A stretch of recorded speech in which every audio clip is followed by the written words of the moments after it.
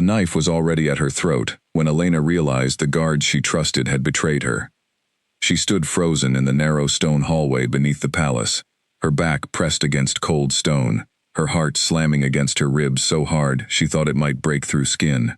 The man holding the blade was Commander Roland, the same man who had sworn loyalty to King Daemon on the day of his coronation. Now his eyes held nothing but cold calculation.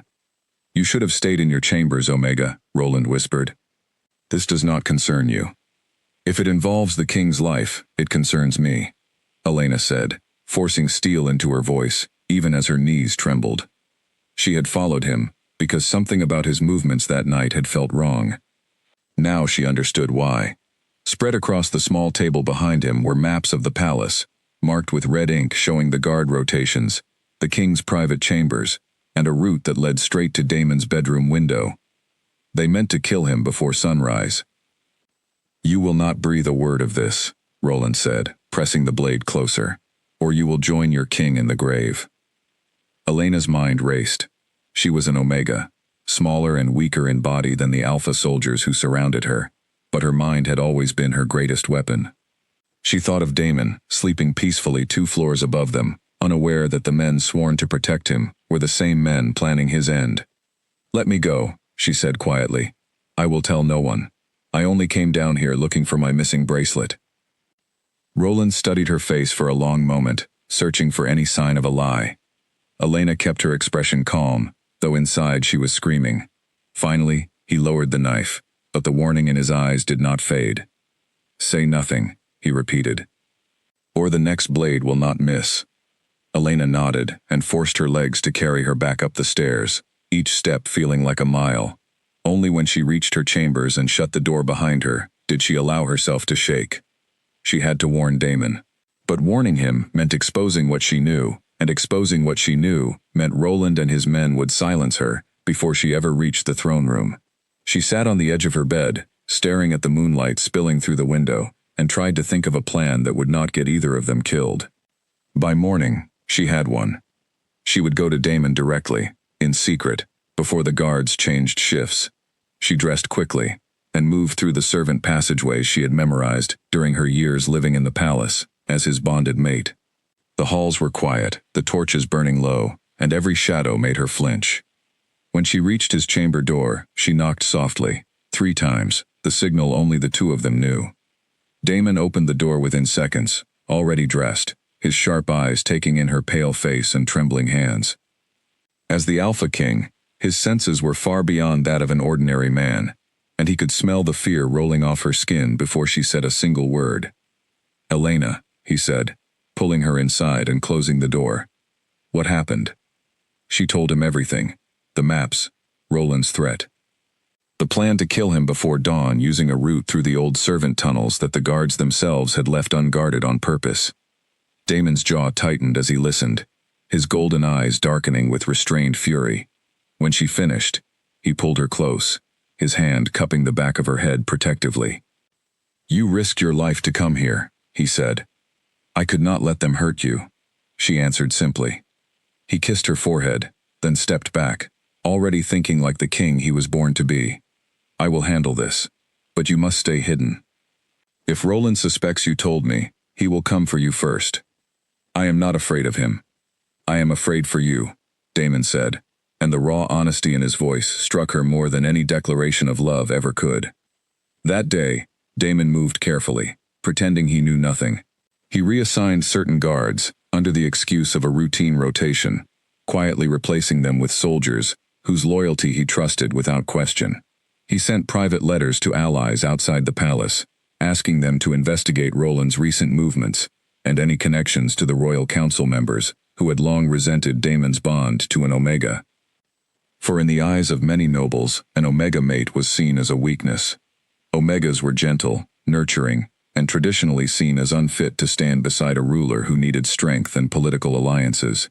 Daemon had defied centuries of tradition when he chose Elena as his mate, instead of a noblewoman from a powerful pack. Many had never forgiven him for it.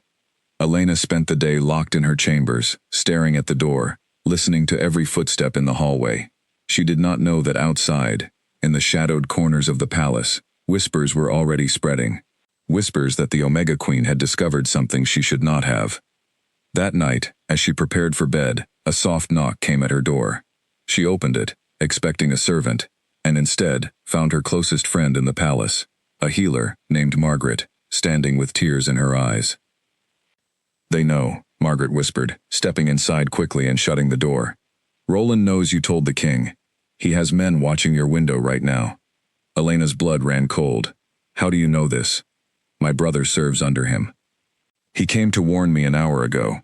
Elena, you must leave the palace tonight, or they will make sure you never see morning." "I cannot leave Damon," Elena said, shaking her head. "Not now. Not when he needs me." Margaret grabbed her hands, her grip firm despite her trembling fingers. "If you stay, and they kill you, do you understand what that does to him?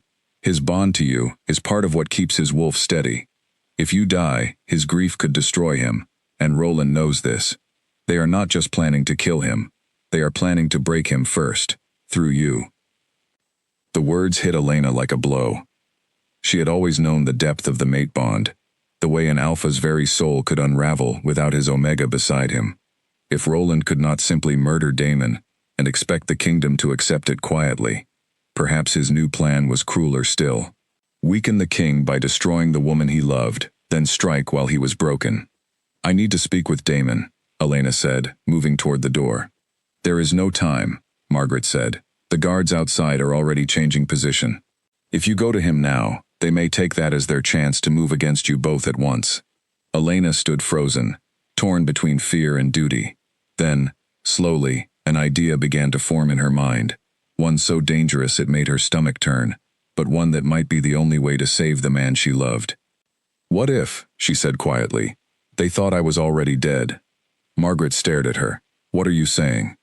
"If Roland believes I am gone, he has no more leverage over Damon. If the council believes their plan to break the king through me has already failed because I am no longer alive to threaten, they may turn their focus elsewhere, buying Damon time to gather his own forces and expose them." "Elena, that is madness. You would be giving up everything. Your home, your mate, your life as you know it."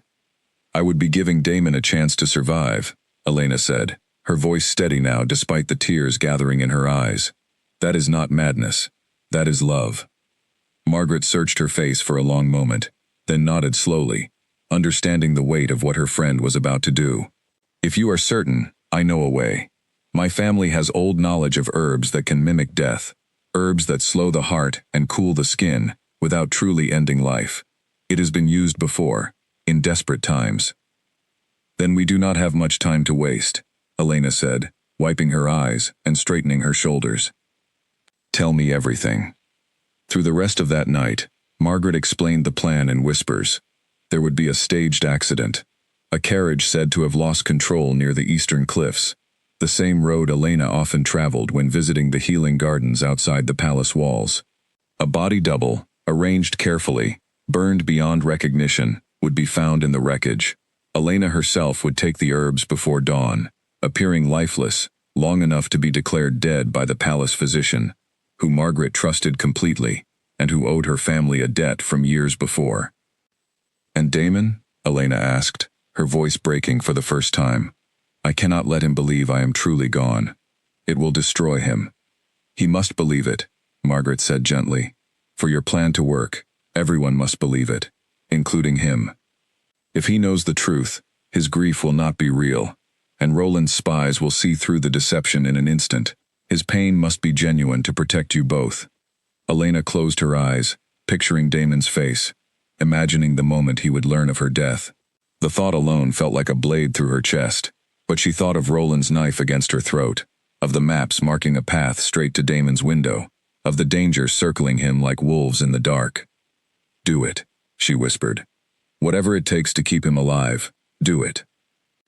Before the sun rose that morning, Elena wrote a single letter to Damon, one she folded and hid inside the lining of her favorite shawl, a place only he would think to search in the months following her disappearance, once his grief had settled enough to search for comfort among her things. She did not dare leave it anywhere it might be found by Roland's spies. The letter said only this: "I did this to save you. Trust no one who wears the crown's colors carelessly, and know that wherever I am, I love you still." Then, with Margaret's trembling hands guiding her, Elena drank the bitter herbal mixture that would slow her heart to nearly nothing and cool her skin like death itself. As darkness crept over her vision, her final thought was of Damon's face the night before, unaware that this might be the last time she ever saw him as his living, breathing queen. By the time the sun rose fully over the kingdom, word had already begun to spread through the palace halls. A carriage accident on the eastern cliffs, a fire, a body burned beyond recognition, wearing the queen's jewelry, found among the wreckage. The Omega Queen was dead. And somewhere deep within the palace, King Damon fell to his knees, a sound tearing from his chest that no one in the castle had ever heard before, a sound that would echo through the stone halls for years to come, marking the beginning of 7 long years of grief neither he nor Elena could have fully prepared for. Damon did not leave his chamber for 3 days after Elena's burial. The palace physician, a quiet and careful man named Dr. Ferris, had confirmed the death himself, though what none of the morning court knew was that Ferris had been the very physician Margaret trusted, the one who owed her family a debt from years before. He signed the death papers with a heavy heart, knowing the truth but understanding the necessity of the lie he was helping to protect. The funeral was held on a gray morning, beneath a sky that seemed to weep along with the kingdom. Thousands gathered outside the palace gates, for Elena, despite the whispers and doubts of the nobility, had been deeply loved by the common people. She had spent years visiting the sick, funding shelters for orphaned children, and treating every servant in the palace with the same kindness she showed the highest lords. Her loss was not just the king's. It belonged to the whole kingdom. Damon stood at the front of the crowd, his face carved from stone, refusing to let anyone see him break. But those closest to him, his personal guard Elias, and his younger sister Princess Adelina, could see the way his hands trembled at his sides, the way his golden eyes had dimmed to something dull and lifeless. When the ceremony ended, Damon walked away from the crowd alone, ignoring the whispered condolences, and did not stop walking until he reached the eastern cliffs where the accident had supposedly occurred. He stood at the edge for a long time, staring down at the rocks below, the wind tearing at his coat, and for a moment, those who watched from a distance feared he might throw himself over the edge in his grief. He did not, but something inside him changed that day, something that would shape the next 7 years of his rule. Roland, watching from the shadows of the palace, believed his plan had worked perfectly. Without Elena to steady him, the Alpha King's wolf grew increasingly unstable. Damon's temper, once carefully controlled, now flared without warning. He snapped at council members during meetings, his voice carrying a growl that had never been present before. His guards whispered among themselves that the king's eyes sometimes flashed gold in broad daylight, a sign that his inner wolf was slipping closer to the surface than any ruler should allow. Roland saw this instability as an opportunity. With the king weakened by grief, perhaps he could push forward other plans to install a new bride from an allied pack, one who would give the council more influence over the throne. He began meeting secretly with other nobles who shared his ambitions, carefully avoiding any suspicion, believing that Elena's death had removed the one obstacle that stood in their way. What Roland did not know was that Damon suspected him entirely. In the weeks following the funeral, Damon played the part of a broken king perfectly, allowing his grief to appear as consuming and total as everyone believed it to be. But behind closed doors, he worked with Elias, the only guard he trusted without question, to quietly investigate every person connected to Roland's inner circle. "We have found records of payments," Elias reported one evening, laying documents across the table in Damon's private study. Old, moving from Roland's accounts to soldiers not officially under his command, and letters sent to a noble family in the Northern Territories, discussing a marriage alliance that would only make sense if the queen were no longer an obstacle. Damon's jaw tightened as he read through the letters, his knuckles whitening against the edge of the table. They planned this before her death, perhaps even before the night she overheard them. "It is possible they suspected her loyalty to you for some time," Elias said carefully. "Her influence over you, her closeness to the common people, it threatened the balance of power they wanted to maintain." Damon closed his eyes, memories of Elena flooding back, her gentle laugh, the way she used to sit beside him during long council meetings, quietly advising him with a wisdom that came not from noble birth, but from a life spent understanding real people and real struggles. She had never wanted power for herself. She had only ever wanted to help him rule fairly, and they had taken her from him for it. "I want proof," Daemon said, his voice low and dangerous. "Proof strong enough that no one in this kingdom can question their guilt when the truth comes out. I will not move against them until I can end this completely, without leaving room for them to twist the story and turn the people against me." "That could take time," Elyas warned. "Months, perhaps longer." "Then we take the time," Daemon said. "I owe her that much patience, even if patience feels like fire in my chest every single day." As the weeks turned into months, Daemon buried himself in the quiet, careful work of dismantling Roland's network piece by piece, all while maintaining the appearance of a grieving king, slowly losing himself to sorrow. He stopped attending social gatherings. He refused every suggestion from the council that he consider a new match, insisting the kingdom would simply have to wait until he was ready, a statement that left the council frustrated, but unable to push too hard against a man mourning so publicly. Only Adelina, his sister, began to suspect something more was happening beneath the surface. She noticed the way his eyes sometimes sharpened during meetings that should have bored a grieving man entirely. She noticed the late-night visits from Elyas, the documents that disappeared into locked drawers whenever she entered his study unannounced. One evening, she confronted him directly. "You are hiding something," she said, closing the study door behind her. "I have watched you mourn, brother, and this is not mourning.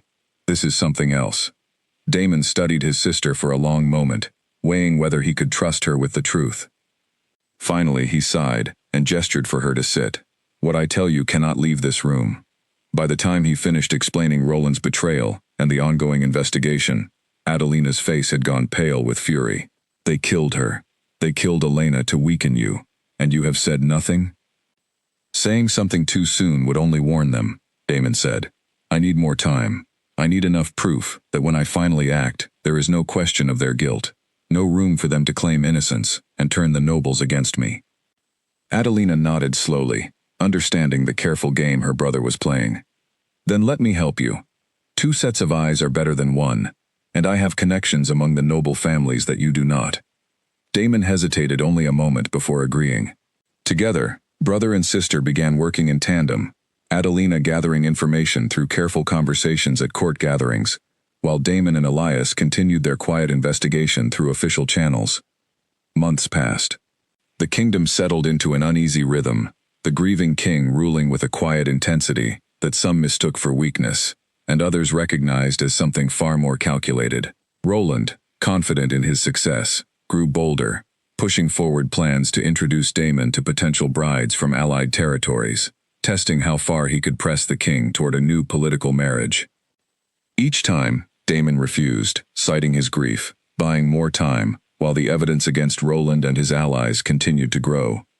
Nearly a year after Elena's supposed death, Daemon finally had what he needed: documents proving payments to assassins, letters revealing the full extent of the plot against him, testimony from a guard who had grown uneasy with Roland's growing ambition and agreed to speak the truth in exchange for protection.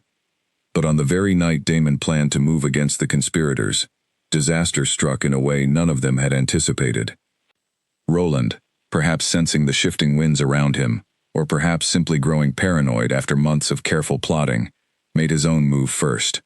He gathered a small group of loyal soldiers and attempted to seize control of the palace guard, planning to force Daemon into a corner before the king could act against him.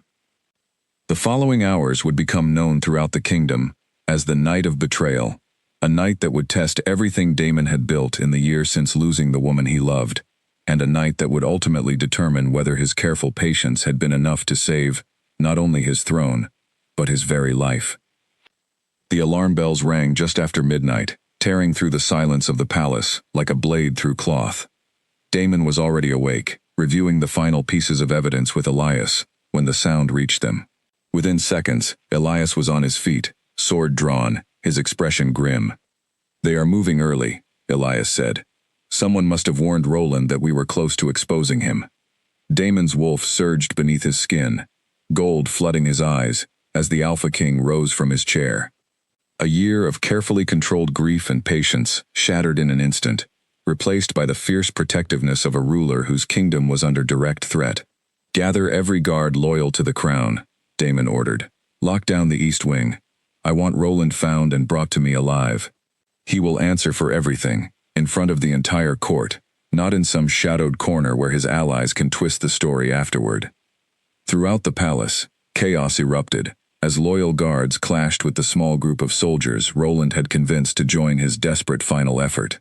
Adelina, awakened by the commotion, rushed to secure the younger members of the royal household in a protected chamber, her own training as a fighter finally proving useful, in a way she had never wanted it to be. Daemon moved through the halls with a purpose that silenced anyone who might have doubted his strength over the past year. Whatever grief had worn him down, whatever quiet sorrow had shadowed his every step, it burned away entirely in the face of this threat. This was the Alpha King the kingdom had crowned years before, fierce and unshakable, protecting what remained of his family and his throne. He found Roland in the West Tower, attempting to flee through a servant passage with two of his remaining loyal soldiers. The commander turned as Daemon's presence filled the narrow corridor, and for the first time since the plot began, real fear crossed Roland's face. "Your Majesty," Roland began, raising his hands slowly. "This is a misunderstanding. I only sought to protect the kingdom from—" "Do not," Daemon growled, his voice carrying the full weight of his authority. "Insult me with lies, after everything you have taken from me." Roland's soldiers, sensing the hopelessness of their position, lowered their weapons and surrendered without further resistance. Roland himself made one final, desperate attempt to escape through the passage, but Daemon caught him easily, pinning him against the stone wall with a strength that left no room for further struggle. "You killed her," Daemon said quietly, his voice shaking with barely restrained fury. "You took her from me to weaken my rule, and I have spent a year proving it beyond any doubt." Roland's eyes widened in genuine shock. "You knew? All this time, and you said nothing?" "I wanted the truth to be undeniable," Daemon said. "I wanted every noble in this kingdom to see exactly what you did, without any doubt clouding their judgment. Tonight, you have made that far easier than I expected." By dawn, Roland and his remaining conspirators had been placed under guard, awaiting trial before the full royal council. The evidence Daemon and Elias had gathered over the past year, combined with the failed coup attempt itself, left no room for doubt about the conspiracy that had cost the kingdom its beloved queen. The trial that followed was swift and thorough. Roland, faced with overwhelming evidence, eventually confessed to the full plot, including the original plan to assassinate Daemon, and the decision to target Elena instead once they realized she had discovered their scheme. He spoke of watching the carriage burn on the eastern cliffs, believing he had successfully removed the one person capable of stabilizing the Alpha King's rule. Daemon listened to every word from his throne, his expression unreadable, though those closest to him could see the pain flickering behind his eyes each time Elena's name was spoken. When the confession ended, Daemon stood and addressed the full court, his voice carrying across the silent chamber. "For a year, I have carried the weight of losing my mate in silence, allowing this kingdom to believe my grief had consumed me, when in truth, I was gathering the proof needed to ensure justice would be undeniable. Elena did not die in an accident. She died because men in this very room valued power over the well-being of this kingdom, and I will not allow her memory to be dishonored by anything less than complete justice." The council members who had quietly supported Roland's ambitions, hoping to benefit from a new political marriage, found themselves stripped of their titles and positions, their reputations destroyed by their association with the conspiracy. Roland himself was exiled from the kingdom entirely, sent to live out his days far from the throne he had tried to manipulate, forbidden ever to return under penalty of far harsher consequences. The kingdom, having witnessed the full truth of the conspiracy, and the king's careful, patient pursuit of justice, rallied around Daemon with renewed loyalty. The story of the grieving king who had quietly outmaneuvered his enemies for an entire year, all while carrying his sorrow in silence, spread throughout the land, cementing his reputation as a ruler both fierce and wise. But justice, however satisfying, did not bring Elena back. In the months that followed the trial, Daemon found himself facing a different kind of battle, the quiet, endless ache of a life without the woman he loved. He fulfilled his duties as king with the same careful precision he always had, But those who knew him well could see that something essential remained missing, a piece of himself that no victory over his enemies could restore. Meanwhile, far from the kingdom's borders, in a small settlement built along a quiet river valley, a woman known to her new neighbors only as Lena was beginning to understand that the life she had sacrificed everything to protect was not the life she was destined to live in peace. She had settled in the village nearly a year after faking her death, having spent the early months moving carefully from place to place, always watching for any sign that Roland's spies had discovered her survival. Margaret had helped arrange her initial escape, providing enough coin and supplies to last until Elena could establish herself somewhere safe, somewhere far enough from the kingdom's reach that no one would think to look for a queen believed dead. The village, called Thornwick, sat nestled between rolling hills and a wide, slow-moving river, populated mostly by farmers, craftsmen, and a small community of Omegas who had left larger territories, seeking a quieter existence away from alpha politics. It was here that Elena, now Lena, began rebuilding her life from nothing, using the healing skills Margaret had taught her over the years to establish herself as the village's trusted healer. She rented a small cottage at the edge of town, its garden overgrown with herbs she slowly cultivated into a proper healing garden, not unlike the one she had once tended within the palace walls. The villagers, initially wary of a stranger with no clear past, gradually warmed to her gentle nature and evident skill, and within months, Lena had become an integral part of the small community, trusted by families who brought their sick children and injured farmhands to her cottage at all hours. She wore a suppressant charm around her neck at all times, a small silver pendant infused with herbs that masked her true scent, disguising the traces of royal bonding that might otherwise reveal her identity to anyone with a keen enough nose. It was uncomfortable, sometimes causing headaches that lasted for days, but the alternative, being recognized and dragged back into a world of danger, was far worse. Each night, before sleep claimed her, Elena allowed herself a few precious minutes to think of Damon. She wondered if he had found peace, if his grief had eased with time, if perhaps he had even found happiness with someone new, though the thought of that possibility brought a pain sharper than anything she had experienced during her escape. She told herself it was selfish to hope he remained alone, that true love should want happiness for the other person above all else, even happiness found with someone else. But some nights, staring up at the ceiling of her small cottage, she allowed herself the quiet, guilty hope that somewhere, in his heart, he still carried her memory the way she carried his. What she did not yet know, what she could not have possibly guessed as she settled into her new life in Thornwick, was that within her own body, a new piece of Damon's legacy was already beginning to grow, one that would soon change everything about the careful, hidden life she was building for herself. Lena first noticed something was different nearly 2 months after settling into her cottage in Thornwick. The exhaustion came first, a heaviness in her limbs that no amount of rest seemed to cure. Then came the mornings when the smell of brewing tea sent her rushing to the small basin behind her cottage, her stomach twisting painfully. She dismissed it at first, blaming the stress of her escape, the constant vigilance required to maintain her hidden identity, the grief that still weighed on her heart every single day. It was Clara, a kind older woman who ran the village bakery and had become one of Lena's closest friends in Thornwick, who finally spoke the truth Lena had been avoiding. "You are with child, dear," Clara said gently one afternoon, watching Lena press a hand to her stomach after a wave of nausea passed. "I raised 4 of my own. I know the signs well enough." Lena stared at her friend, the words settling over her like a wave of both wonder and terror. A child. Damon's child. A piece of the life she had left behind, growing within her, even as she hid from everyone who might recognize her true identity. "Are you certain?" Lena whispered, though some part of her already knew the answer. "As certain as the sunrise," Clara said, taking her hand with warm reassurance. "Whatever brought you to Thornwick alone, whatever sorrow I see in your eyes when you think no one is watching, this child does not need to carry that burden. You have people here who care for you now." Elena spent that night sitting alone in her garden, staring up at the stars, her hand resting protectively over her stomach. The reality of her situation settled over her with a weight she had not anticipated when she made the choice to fake her death. She had sacrificed everything to protect Damon, and now she carried a piece of him that he would never know existed, a child who would grow up without ever meeting the father who ruled a kingdom Elena could never safely return to. The temptation to send word to Damon crossed her mind more than once in those early weeks. Surely, she reasoned, if he knew about the child, if he understood the depth of what she had sacrificed, perhaps there would be a way to reunite safely, now that enough time had passed since her disappearance. But every time the thought formed, fear followed close behind.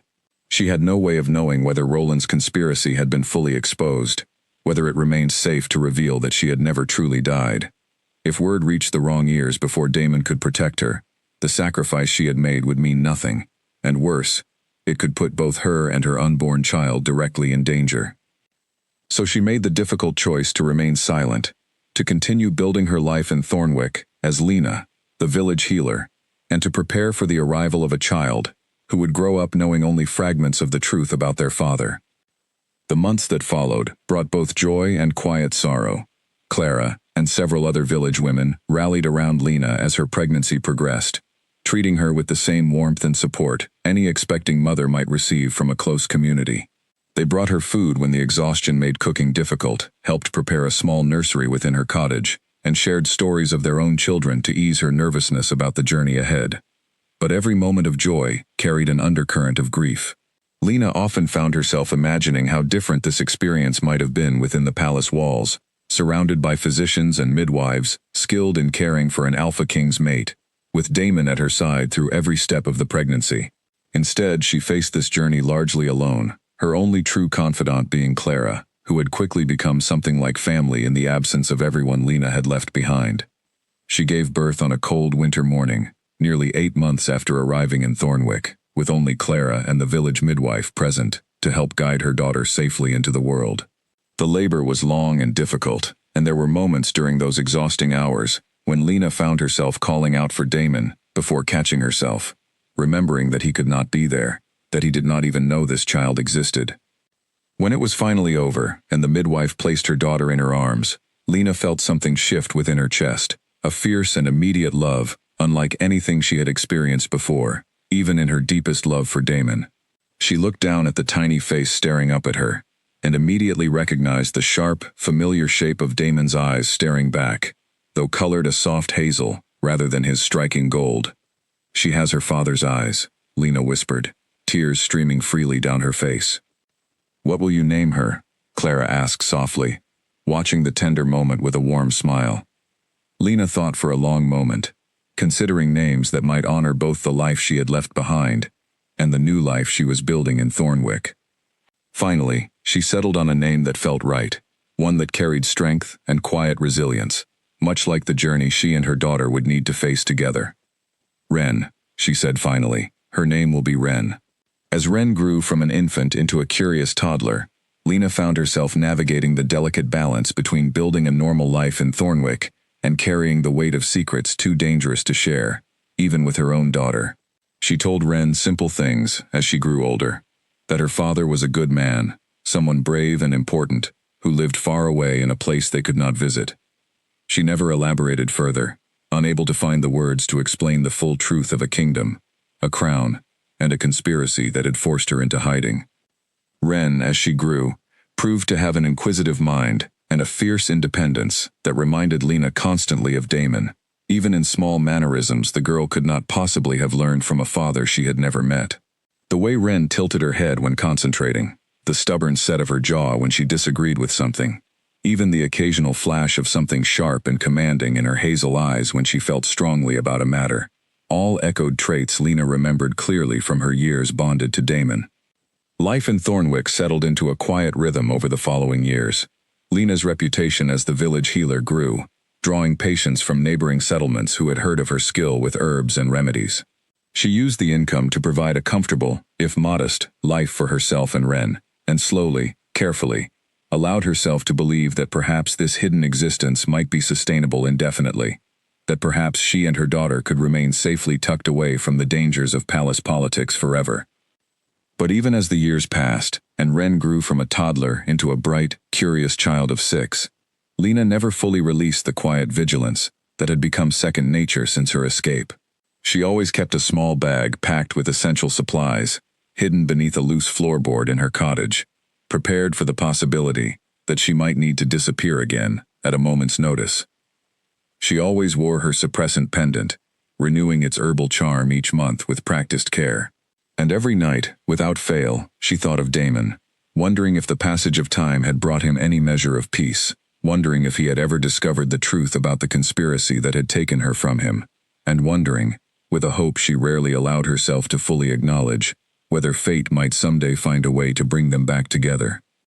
She had no way of knowing that 7 years from the night she drank Margaret's careful herbal mixture and let the kingdom believe her dead, a royal festival would bring King Damon's procession directly through the heart of Thornwick, setting in motion a reunion neither of them could have possibly prepared for. 7 years after the night of betrayal, King Damon sat alone in his study, long after the rest of the palace had fallen asleep, staring at a folded letter he had read so many times the creases had worn thin and soft. It was the letter Elena had hidden within the lining of her favorite shawl, the one he had discovered nearly a year after her death, while searching through her belongings during a particularly difficult night of grief. Her words, written in careful, familiar handwriting, still had the power to bring him to his knees even after all this time. "I did this to save you. Trust no one who wears the crown's colors carelessly, and know that wherever I am, I love you still." For years those words had haunted him with a strange, unresolved feeling he could never quite name. On the surface, the letter seemed to confirm exactly what he already knew, that Elena had discovered Roland's conspiracy and paid the ultimate price for warning him. But something about the phrasing, the specific way she had written "wherever I am," rather than something more final, had planted a seed of doubt deep within him, one he had never been able to fully uproot despite 7 years of trying. He had asked Dr. Ferris directly, more than once, whether there had been anything unusual about Elena's death, any detail that might not align with a simple carriage accident. Ferris, bound by fear and loyalty to protect the secret he had helped create, always maintained that the death had been exactly as reported, though Damon often noticed a strange hesitation in the physician's eyes whenever the topic arose. The kingdom had changed considerably in the 7 years since Roland's failed coup. Damon had proven himself a formidable ruler, strengthening alliances, improving conditions for common citizens throughout his territory, and earning a reputation as one of the most respected alpha kings in the region. Yet despite considerable pressure from the council to secure his lineage through a new marriage, Damon had steadfastly refused every proposed match, insisting the kingdom's political stability did not require him to remarry, a stance that left many of his advisors deeply frustrated but unable to force his hand. Adelina, now serving as one of his closest advisors alongside her official duties overseeing the kingdom's growing network of healing houses, understood her brother's reluctance better than anyone. She had watched him carry Elena's memory through every year since her death, refusing to let go of a love that many in the court believed should have faded with time. "You cannot rule forever without an heir," Adelina reminded him gently during one of their regular evening discussions, nearly 7 years to the day since Elena's supposed death. "The council grows more insistent each year. Eventually, you will need to make a decision, even if it is not the one your heart desires." "I know my duty," Damon said, his voice heavy with the familiar weight of an argument they had circled many times before. "But I cannot bring myself to stand before another woman and promise a bond I do not feel, simply to satisfy the council's demands for succession." "There is a solution that might buy you more time," Adelina offered carefully. "The Unity Festival approaches next month, the great gathering held once every 7 years, to celebrate the alliance between our territory and the neighboring kingdoms. If you were to announce a formal search for a suitable match during the festival itself, publicly demonstrating your willingness to consider the matter, it might quiet the council's demands for another year or two, giving you additional time before any final decision must be made." Damon considered his sister's suggestion carefully. The Unity Festival was indeed a significant event, drawing crowds from every corner of the kingdom and beyond, a grand celebration held in the capital city that combined trade, diplomacy, and public festivity into several days of gatherings. It would provide the perfect opportunity to appease the council without committing to anything definitive. "Very well," Damon said finally. "I will announce my intention to consider a formal match during the festival. But I make no promises beyond that, Adelina. I will not be rushed into a bond I cannot honor with the same devotion I once gave to Elena." Word of the king's decision spread quickly through the palace and beyond.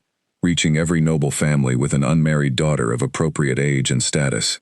Excitement rippled through the court as families began preparing their most promising candidates for the Unity Festival, each hoping their daughter might catch the notice of the still grieving but undeniably desirable Alpha King. Among those most eager to see the king finally settle into a new match was a council member named Edmund Whitfield, one of the few remaining nobles who had quietly supported Roland's ambitions years before, but had managed to avoid direct implication in the conspiracy, due to a lack of concrete evidence connecting him to the plot. Edmund saw the Unity Festival as an opportunity to finally secure the influence over the throne that Roland's failed coup had cost him years earlier, and he began quietly maneuvering to ensure his own preferred candidate, a noblewoman from an allied northern territory, received every possible advantage during the festival's proceedings. Damon remained largely unaware of Edmund's continued ambitions, his attention consumed instead by the practical preparations required for hosting such a significant gathering. The Unity Festival would draw representatives from every allied territory, along with thousands of common citizens eager to witness the grand celebrations, trade in the extensive marketplace that sprang up throughout the capital, and catch a glimpse of the legendary Alpha King, whose story of quiet grief and eventual triumph over conspiracy had become something of a legend throughout the region.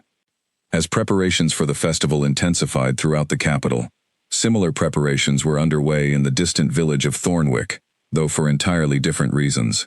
The Unity Festival traditionally drew merchants and healers from across the kingdom, eager to sell their goods within the massive marketplace that formed the heart of the celebration. Clara, ever practical about the village bakery's finances, had been planning for months to travel to the capital and sell her goods among the festival crowds, and she had convinced Lena to join her, arguing that Lena's healing herbs and remedies would find eager buyers among the thousands of visitors expected to attend.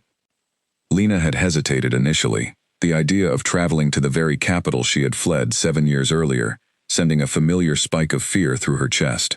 But 7 years was a long time, she reasoned. Her appearance had changed subtly with age, and the different lifestyle she had built in Thornwick. Her suppressant pendant remained as effective as ever, masking any trace of her royal bonding scent. And the sheer size of the Unity Festival, expected to draw crowds numbering in the tens of thousands, seemed like the perfect place to remain anonymous. A single face, lost among a massive sea of strangers. The income would help us considerably, Clara pointed out during one of their planning discussions, and Wren has never seen the capital. It might be good for her to experience something beyond Thornwick's borders. At the mention of her daughter, Lena felt her resolve waver further. Wren, now 6 years old and endlessly curious about the wider world beyond their quiet village, had been asking increasingly persistent questions about the kingdom, about the stories she heard from traveling merchants who passed through Thornwick, about the legendary Alpha King whose portrait sometimes appeared on coins and official banners.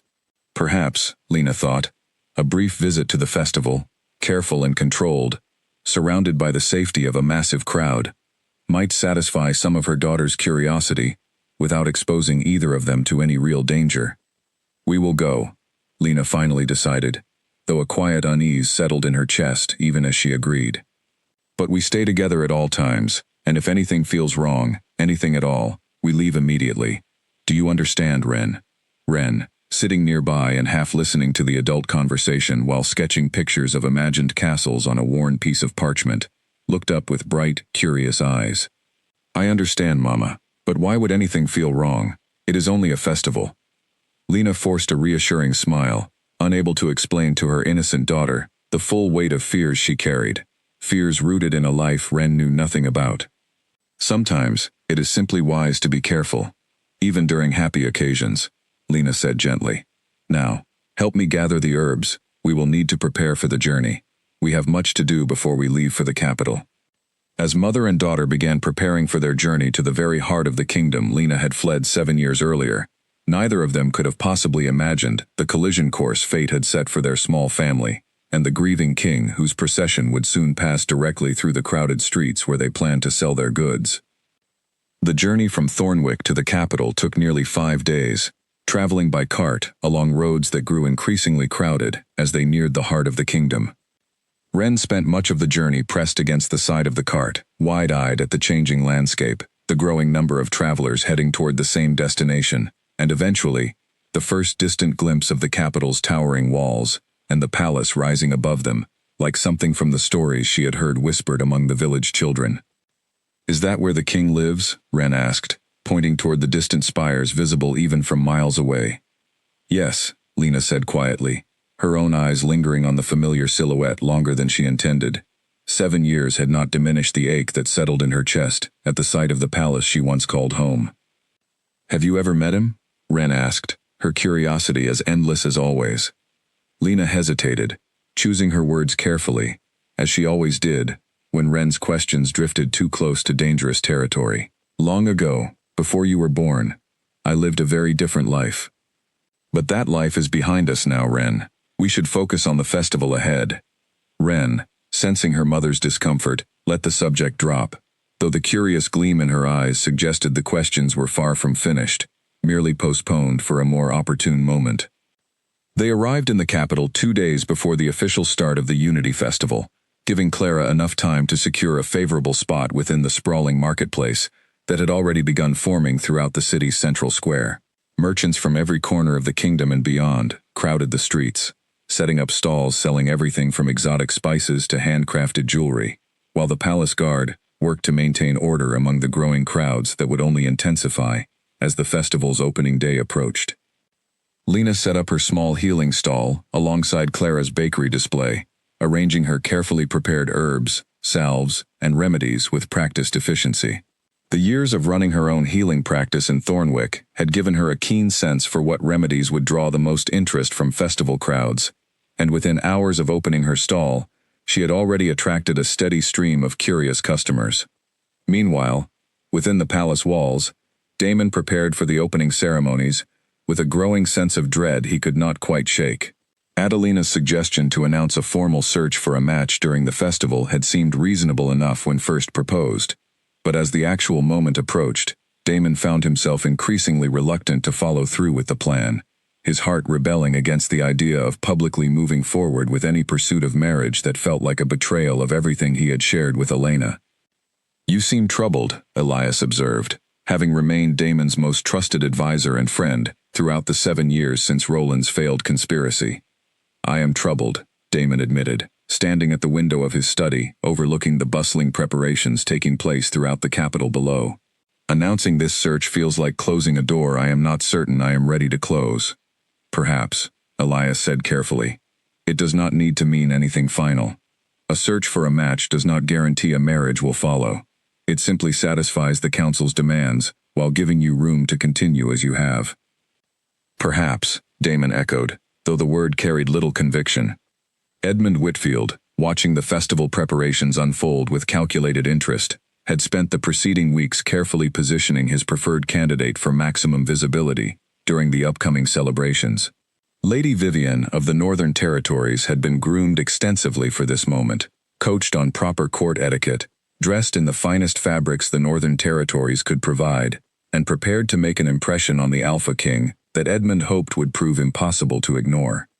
"Remember," Edmund instructed Vivian during a private meeting the evening before the festival's opening ceremonies, "the king has spent 7 years mourning a woman who, however beloved by the common people, was never truly suited to stand beside a ruler of his stature. You represent everything his advisors have long wished for in a proper queen: strength, noble bearing, and a lineage that will strengthen our northern alliance considerably. Do not let this opportunity slip away through excessive modesty." Vivian, ambitious in her own right, and eager to secure the considerable power that would come with becoming queen, nodded with confident determination. "I understand the stakes perfectly, Lord Whitfield. I will not disappoint you." As the sun set on the evening before the Unity Festival's grand opening, both threads of fate, the king preparing reluctantly for an announcement he dreaded, and the hidden Omega preparing to sell her healing remedies within the very shadow of the palace she once called home, drew steadily closer together, unaware of the collision that awaited them both. The following morning dawned bright and clear, perfect weather for the massive celebration that would unfold throughout the capital's streets. Trumpets sounded from the palace walls as the official opening ceremonies began, drawing crowds numbering in the thousands toward the central square, where King Damon would formally welcome representatives from every allied territory, before the traditional grand procession through the city streets. Lena, busy attending to a steady stream of customers at her healing stall, paid little attention to the growing commotion signaling the festival's official start. Ren, however, tugged eagerly at her mother's sleeve, pointing toward the distant sound of trumpets and cheering crowds. "Mama, listen. I think the king is coming."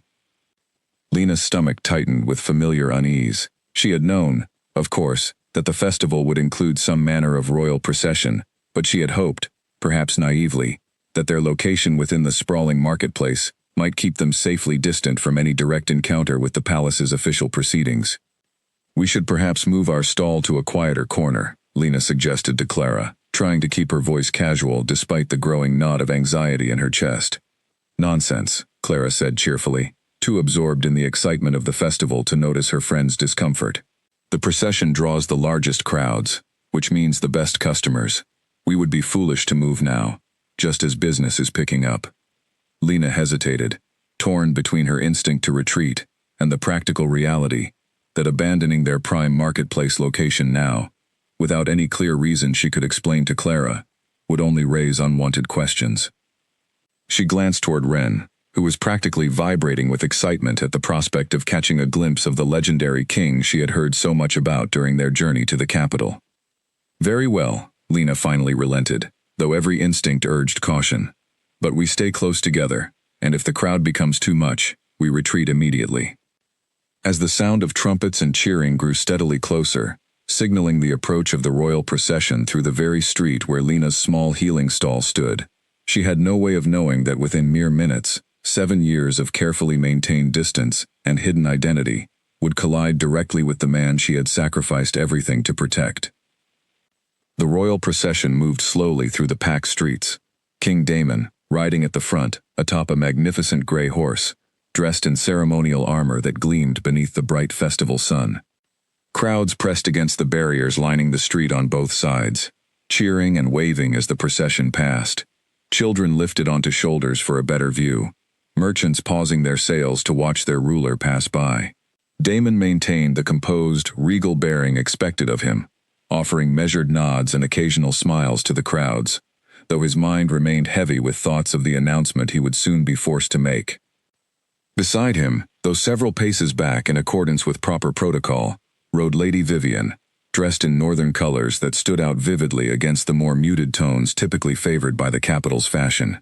Edmund had arranged for her position within the procession carefully, ensuring she would be visible to the crowds, and positioned favorably near the king throughout the journey through the city streets. As the procession approached the section of the marketplace where Lena's healing stall stood alongside Clara's bakery display, Ren pushed forward through the crowd, small and quick enough to slip between the legs of taller onlookers, until she found herself pressed against the very front of the barrier lining the street. "Ren," Lena called, pushing through the crowd after her daughter, her heart pounding with a fear that had nothing to do with losing sight of her child, and everything to do with the growing proximity of the approaching procession. She reached Ren just as the front of the procession drew level with their position, King Daemon passing close enough that his features were clearly visible even from within the dense crowd. Lena froze, every instinct screaming at her to turn away, to shield her face, to disappear back into the safety of the marketplace crowd, before those familiar golden eyes could possibly settle on her. But it was already too late. Daemon, scanning the crowd with the practiced awareness of a ruler accustomed to watching for potential threats even during celebratory occasions, caught a scent carried on the breeze that made his entire body go rigid with disbelief. It was faint, masked beneath layers of herbs and marketplace smells, but unmistakable to a bond that 7 years had never fully severed. Elena's scent. His horse, sensing his rider's sudden tension, shifted uneasily beneath him. Daemon's eyes swept desperately across the crowd, searching for any sign of the source of that impossible, achingly familiar scent, his rational mind insisting it could not possibly be real, while every instinct within him screamed otherwise. Then he saw her. Standing near a small healing stall at the edge of the crowd, a woman with familiar features, aged subtly by 7 years but unmistakably, impossibly Elena, stood frozen in place, her eyes locked with his across the crowded street. Beside her, a small girl with striking hazel eyes stared up at the procession with innocent curiosity. entirely unaware of the storm suddenly raging within the king, who had stopped his horse in the middle of the royal procession. Time seemed to slow around Daemon, as the reality of what he was seeing settled over him with crushing force. The procession behind him continued to move forward momentarily, before confused guards realized their king had stopped, causing a ripple of uncertainty to spread through the formal ranks. "Your Majesty?" one of his personal guards called out, uncertain how to proceed given the unusual halt. Daemon did not respond. He could not tear his eyes away from the woman standing frozen at the edge of the crowd, her face pale with obvious shock, her hand instinctively moving to grip the small girl's shoulder, as if preparing to flee at any moment. Elena, watching Daemon's reaction unfold in real time, felt every carefully constructed piece of her hidden life threatening to collapse around her in an instant. 7 years of careful vigilance, of masked scents and changed names, of building a quiet life far from the dangers of palace politics, all of it seemed to evaporate beneath the weight of Daemon's unwavering gaze. "Mama, why has the king stopped?" Ren asked, tugging at Lena's sleeve, oblivious to the magnitude of what was unfolding around her. Lena could not find her voice to answer. Every rational instinct told her to grab Ren's hand and disappear into the crowd, to use the chaos of the festival to slip away before Daemon could act on whatever recognition was clearly blazing behind his golden eyes. But her body refused to obey, frozen in place by 7 years of longing and grief, crashing against the sudden, overwhelming reality of seeing him again. Daemon dismounted from his horse in one fluid motion, ignoring the confused murmurs rippling through the crowd, and the alarmed calls of his personal guards attempting to maintain proper procession protocol. He pushed forward through the barrier, guards scrambling to clear a path, as their king moved with single-minded determination toward the small healing stall, where Elena stood frozen in place. "Your Majesty." "The procession," one of his advisors began, hurrying after him. "Later," Daemon said, his voice carrying an authority that silenced any further protest.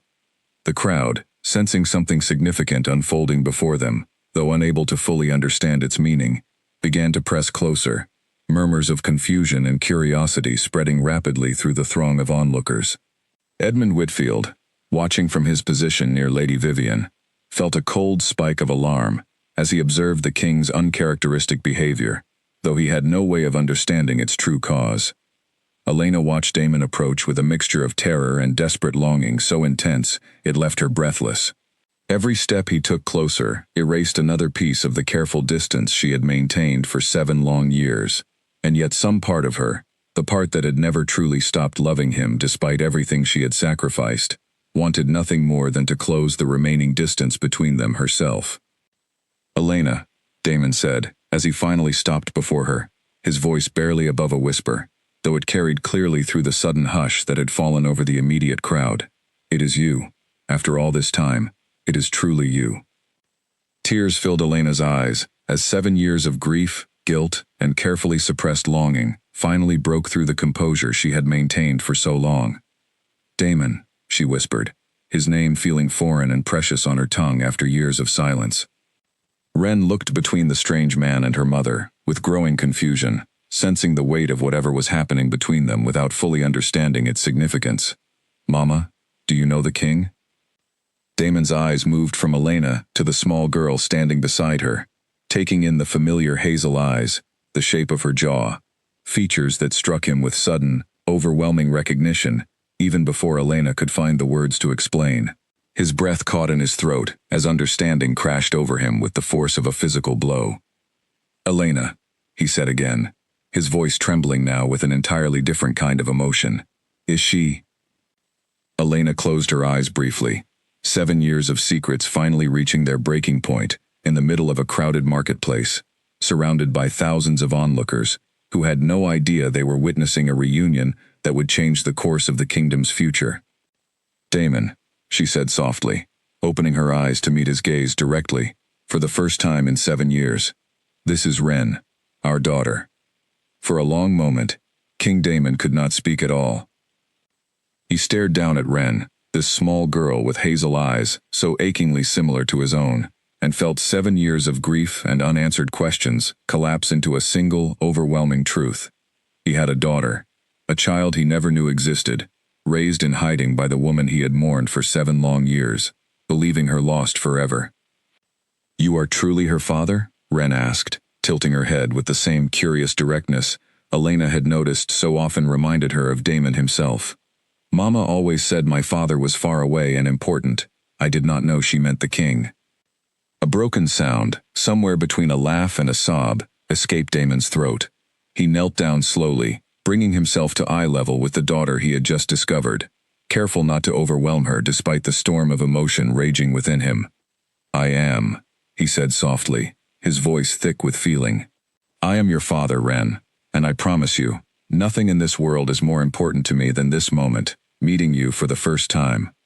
The crowd around them had grown considerably, word spreading rapidly through the marketplace that something significant was unfolding near the healing stalls. Whispers rippled outward in waves, confused speculation mixing with growing excitement as onlookers began to piece together fragments of what they were witnessing. The queen everyone believed dead for 7 years, apparently alive, standing before the king with a child who bore an unmistakable resemblance to the royal family. Elias, having followed Damon through the crowd along with several other guards, arrived just in time to witness the tender scene unfolding, his own expression caught between shock and dawning understanding. He had served Damon loyally for years, watching his king carry the weight of Elena's death with quiet, private grief that never fully faded. And now, witnessing this impossible reunion firsthand, he felt a wave of relief and protective urgency wash over him simultaneously. "Your Majesty," Elias said quietly, stepping closer, "we should move this reunion somewhere more private. The crowd grows larger by the moment, and there are considerations of safety we must address." Damon nodded slowly, understanding the wisdom in his advisor's words, even as every instinct within him rebelled against the idea of releasing his newfound daughter and long-lost mate from his sight, even momentarily. He rose from his kneeling position, his hand extending toward Elena with a gentleness that belied the fierce protectiveness blazing behind his eyes. "Come with me," he said, his voice carrying both a request and an unmistakable plea. "Please, Elena." 7 years of questions deserve more than a crowded marketplace for their answers. Elena hesitated only a moment, glancing toward Clara, who stood nearby with an expression of stunned amazement, clearly beginning to understand fragments of the secret her friend had carried since their first meeting in Thornwick years before. Clara offered a small, encouraging nod, silently communicating her support despite the shock still evident on her face. "Go," Clara said softly. "Whatever this means, whatever comes next, you deserve to finally have your answers, Lena. Or should I say, Elena." Elena took a steadying breath and placed her hand in Damon's outstretched palm, the familiar warmth of his touch sending a wave of emotion through her entire body after 7 years of separation. Together, with Ren held securely between them, they moved through the parting crowd, guided by Elias and a protective ring of guards toward the palace that Elena had once called home. Edmund Whitfield, watching the entire scene unfold with growing alarm, felt the careful plans he had constructed around Lady Vivian's introduction crumbling before his eyes. He turned quickly to Vivian, whose own expression had shifted from confident anticipation to barely concealed frustration as she watched her intended path to the throne dissolve in real time.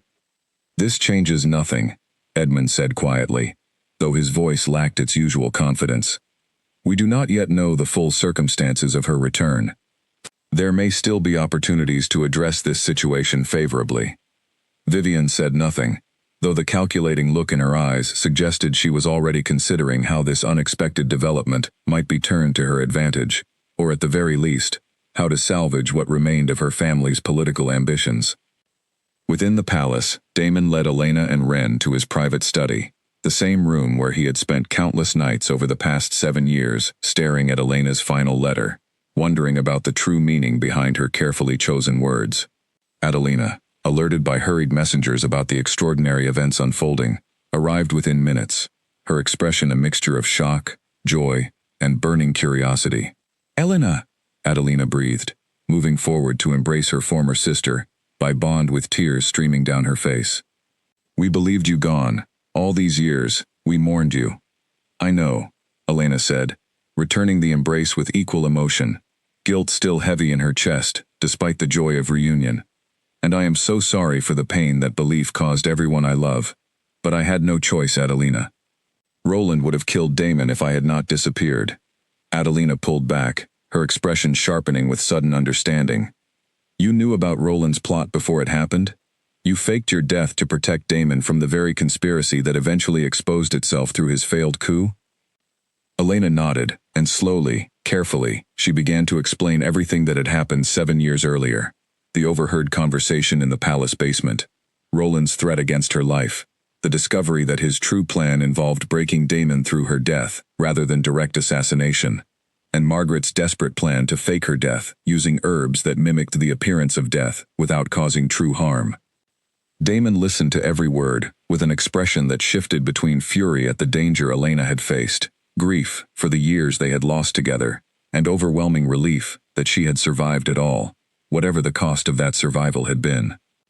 Margaret helped you disappear, Damon said slowly, pieces of the puzzle falling into place, and Dr. Ferris confirmed your death, knowing it was false.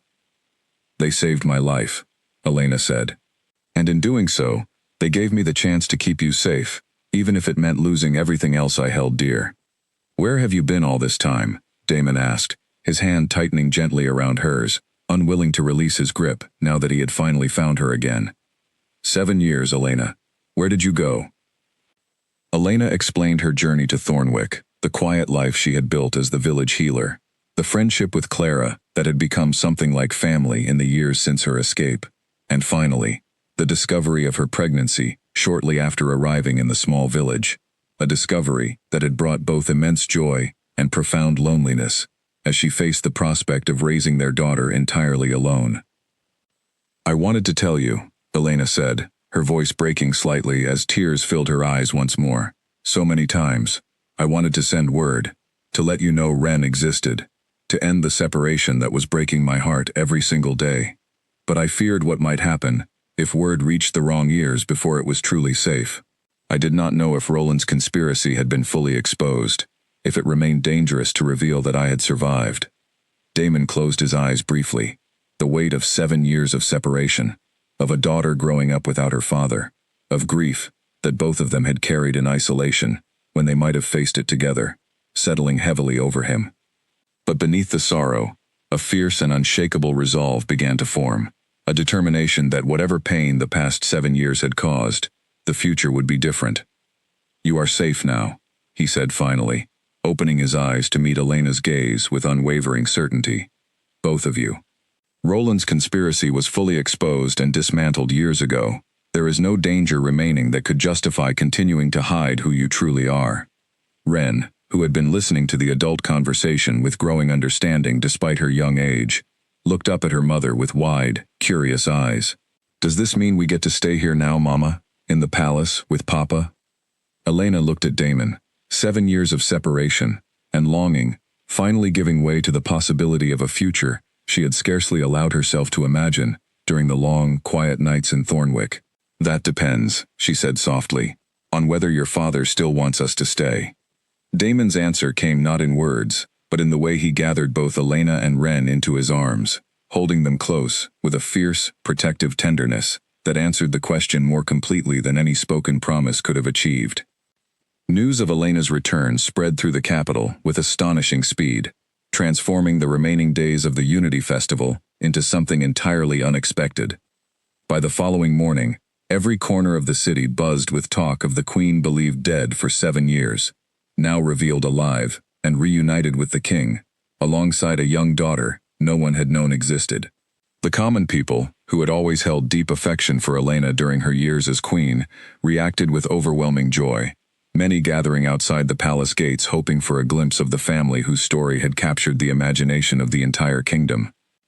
Not everyone within the palace shared in the celebratory atmosphere, however. Edmund Whitfield spent the morning locked in urgent private meetings with several remaining allies from his political faction, desperately trying to determine how this unexpected development might affect their carefully cultivated influence within the court. We must consider our position carefully, Edmund said, pacing anxiously within his private study as his closest allies listened with matching concern. If the Queen's return is confirmed and accepted by the Council, our efforts to establish Lady Vivian's match will be entirely wasted. along with the influence we hope to gain through the Northern Alliance.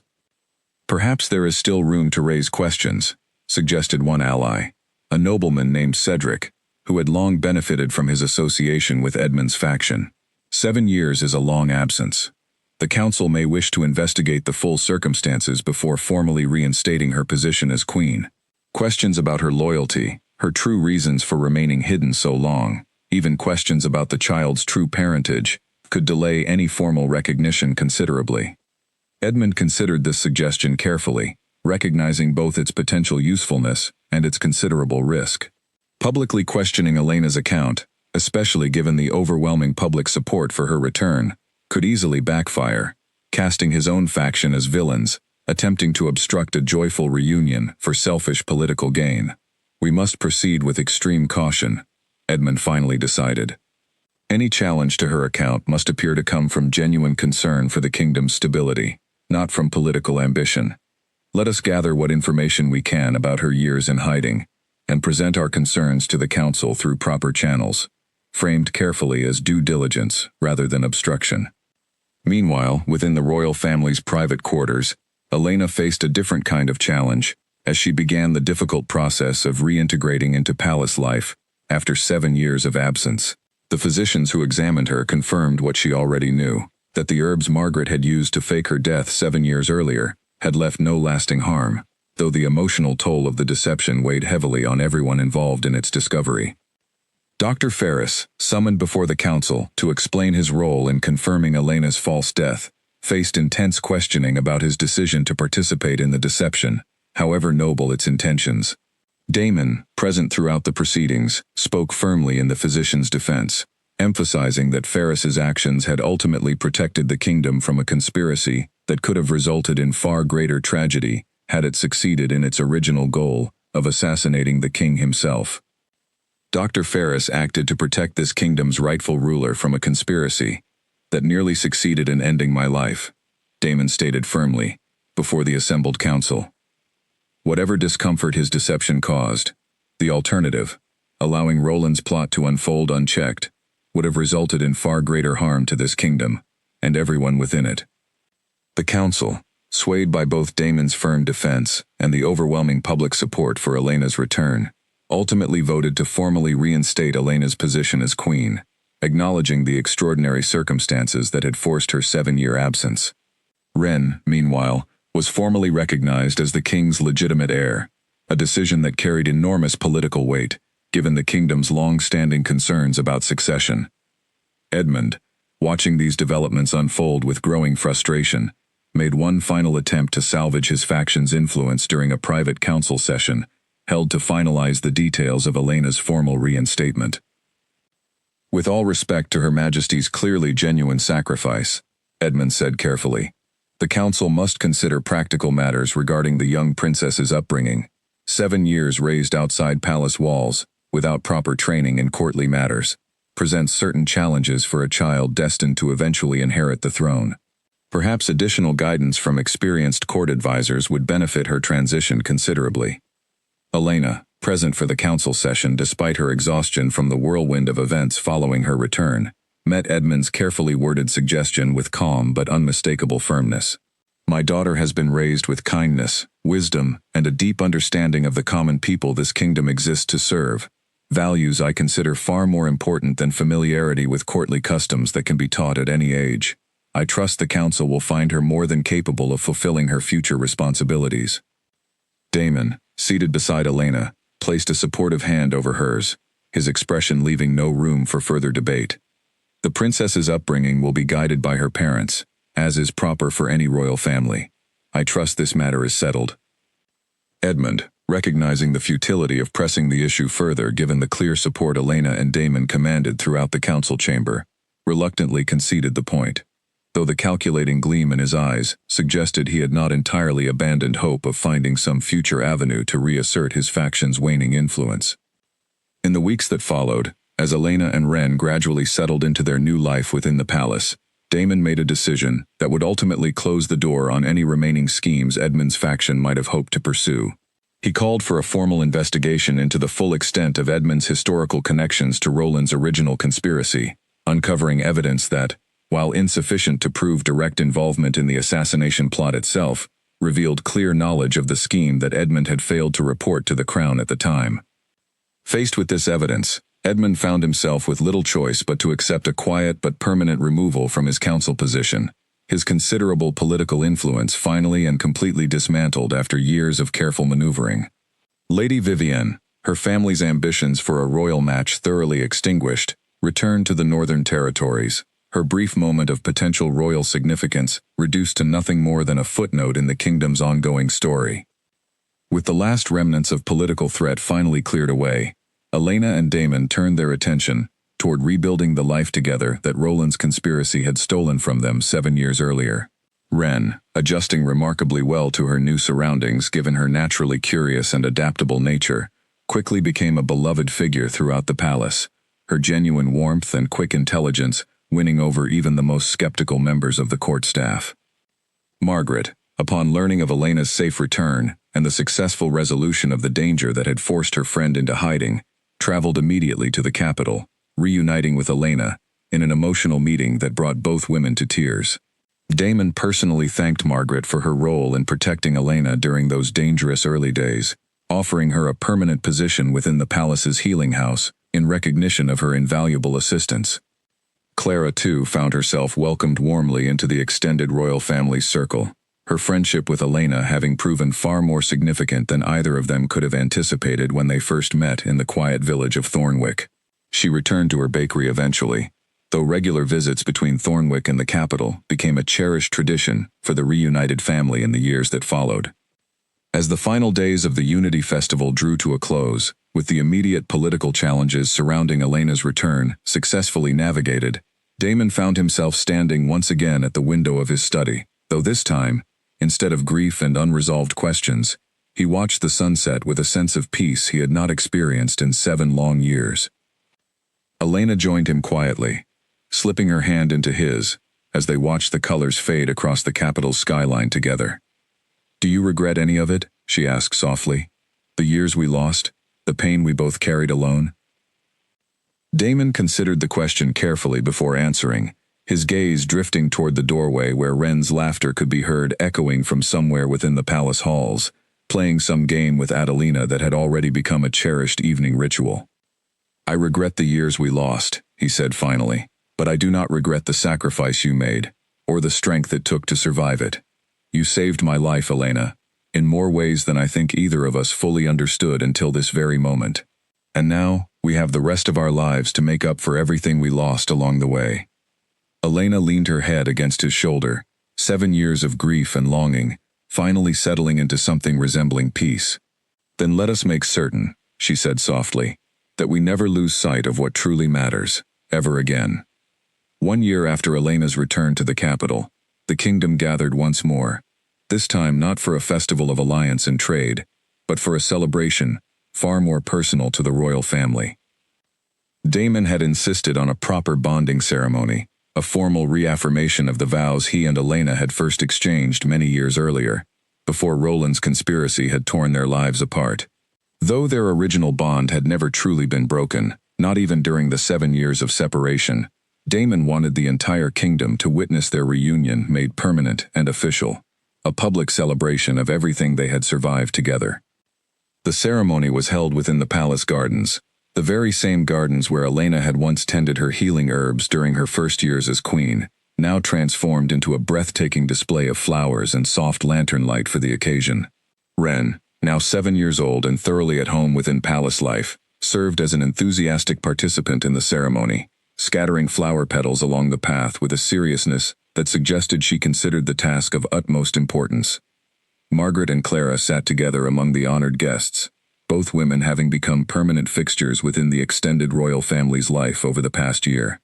Adelina stood beside her brother throughout the ceremony, her own joy evident in the bright smile she wore, having watched Daemon's slow but steady journey from grief-stricken king to a man finally at peace with the life he had fought so hard to reclaim.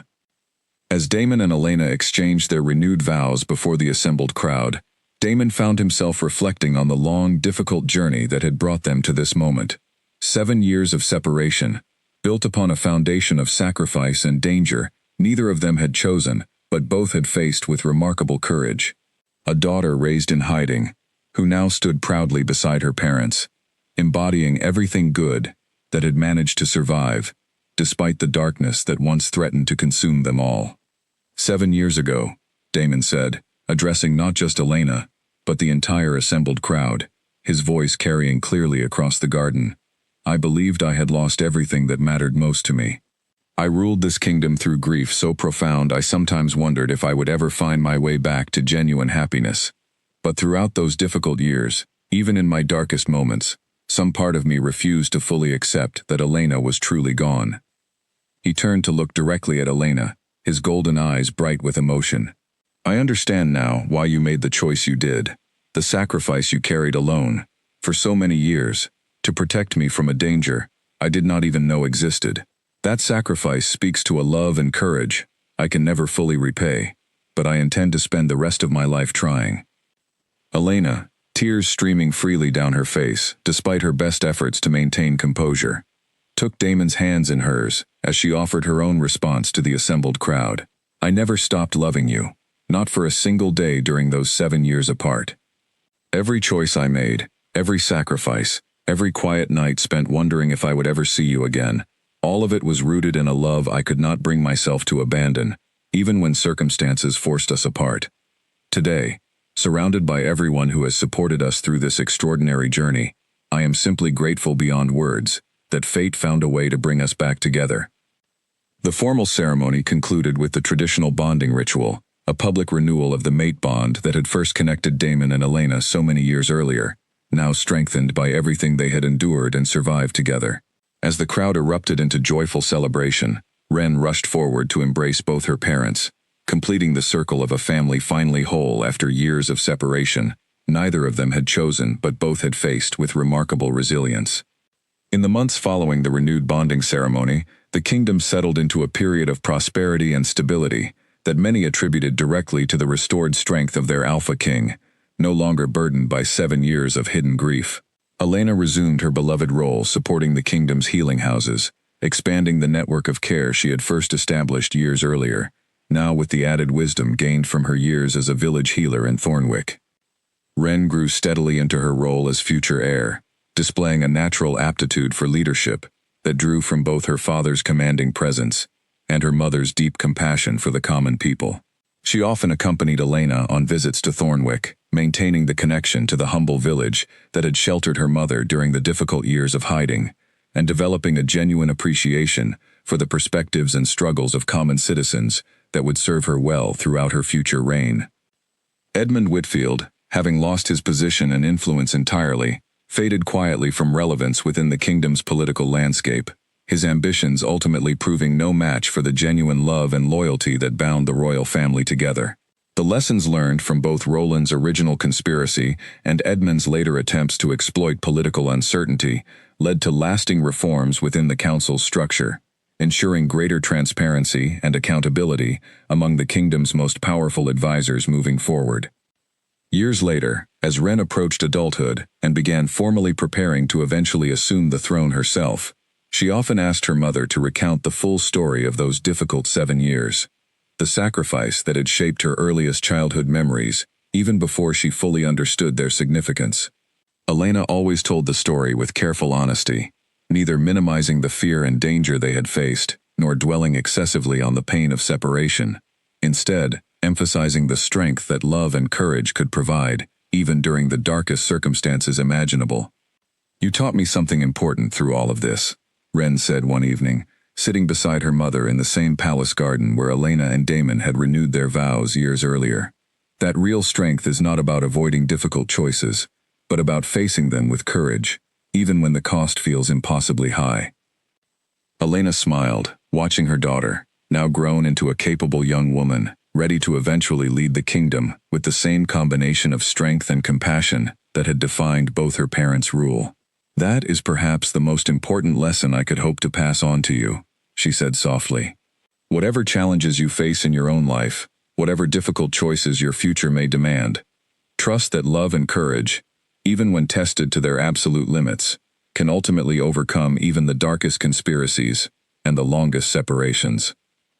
As the sun set over the kingdom that evening, casting warm golden light across the palace gardens, where their extraordinary story had reached its joyful conclusion, Elena felt a deep and lasting peace settle over her heart.